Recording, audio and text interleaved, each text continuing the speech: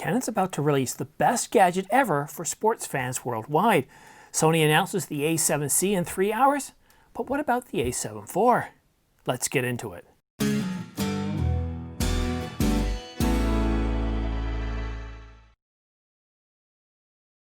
Hi, I'm Simon. Thanks for tuning into The Ordinary Filmmaker. If you're new here, subscribe to get notification of new videos like this one so you don't miss any news, rumors, reviews, or tutorials. And all the links to everything I talk about in this video, including gear discussed and the Canon R5 contest giveaway details, are placed in the description down below along with my affiliate links. So need camera gear and want to support this channel? Consider using my affiliate links down below for B&H and Amazon, and if you're in Canada, give Patrick a call at Downtown Camera. Sony announces the a7C vlogging camera in just under 3 hours. We know what it looks like. We know its features. The only question is price, and while it's rumored to be around $2,000, we don't really know for sure. One thing we do know for sure, if it's priced closer to $1,500, well, it's going to sell very, very well. But if it's priced $2,000 or more, well, sales won't be as good.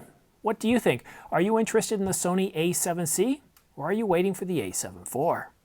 While I often hold up the a7S III against the R5 as complements of each other, the a7 IV and the a7S III are a better tag team. Use the a7 IV for your photo needs to capture stills on wedding or other events, and use the a7S III for your detailed 4K video without worrying about overheating. I know what you're thinking. It's a costly pairing, but it's the right thing to do. Any experienced wedding or event photographer has more than one camera body on a shoot, usually hanging around their neck. Now each camera is a compromise, as is the case with any camera. The a7 IV is a stills photographer camera's first, and the a7S III, while it can take photos, is a video shooter's first. Having both keeps you covered, and there's none of that overheating concern in the hot summer or the tropical heat. Now the a7 IV is expected to have a 24 megapixel sensor, the same one found in the a7S III. The processor will be updated, again the same one found in the a7S III, and it will get dual card slots and the a7S III's new autofocus system. See the trend here? A lot coming from the a7S III. But as far as video goes, the a7 IV is expected to top out at 4K 60 frames per second. Some have speculated, though, that it's going to have 6K or 8K oversampled. Now this seems like something that Canon would do, or even Panasonic, but I can't really see Sony providing a higher resolution video modes in the a7 IV, taking attention away from the a7S III. But should this materialize, it's another reason to have both camera bodies. You'll be covered either way. Do you have more than one camera body when you shoot?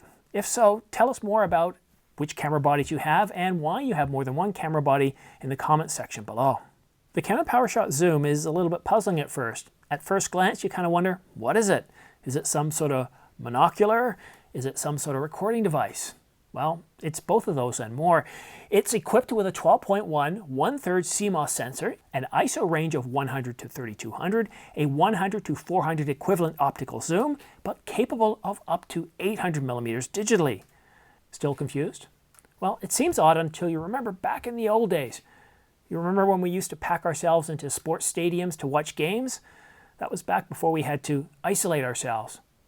The first time I ever attended a game was in 1979 to see the Blue Jays play against the Tigers. That's back when Sparky ran the team. I liked Sparky. I had a decent amount of respect for Sparky. He was a great coach. Or was he a general manager? I can't remember. Coach? Let's go with coach. Anyhow, the Jays had only been around for a couple of years at that point, but I didn't really care. You see, I was 9 and I fell in love with baseball from that day on.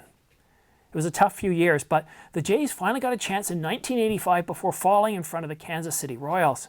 It wasn't until my college sophomore year, when I was down in Kentucky, that the Jays made it all the way to the World Series and clinched the title. Those were good memories. But back to that first game. I was stuck in the nosebleed section, a term we in Canada refer to the seats that are in the very back of the stadium, so far away from the action. Some people brought their binoculars, but they didn't really let you get that close.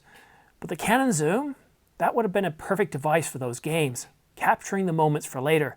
The Powershot zoom is small, and yet it provides focal lengths up to 800 millimeters using digital zoom, or 100 to 400 optically. And it's small, weighing in at only 144 grams.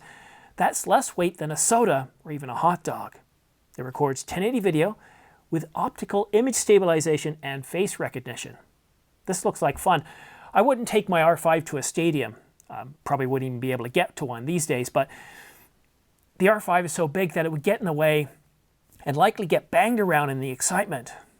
But the Canon Powershot Zoom at $300 easily fits into your pocket, or it can hang around your neck, not getting in the way until it's needed.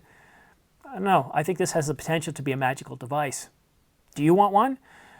Well, you'll have to move to Japan as it's only available there. But I can easily see it at sports stadiums worldwide, golf matches, or for bird watching. What do you think? Are you interested in this as much as me? Oh, and one last thing. We have our first ever frost advisory here in Ontario. It's supposed to get down to 40 degrees Fahrenheit or 5 degrees Celsius. We're only halfway through September, and we got our first frost warning. Now, if the frost comes, that kills off my tomato plants, my cucumber plants are gone.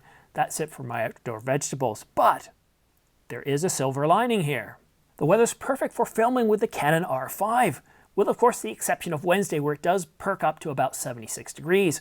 All other days are perfect for filming without getting the dreaded overheat warning. But that's it for now, guys. Thank you so much for watching The Ordinary Filmmaker. Don't forget to subscribe for your chance to not only win the Canon EOS R5 once I hit 100,000 subscribers, but also the Synco Lab microphone, which I'll be awarding once I get to 20,000 subscribers. Again, thanks for watching The Ordinary Filmmaker. We'll see you again soon.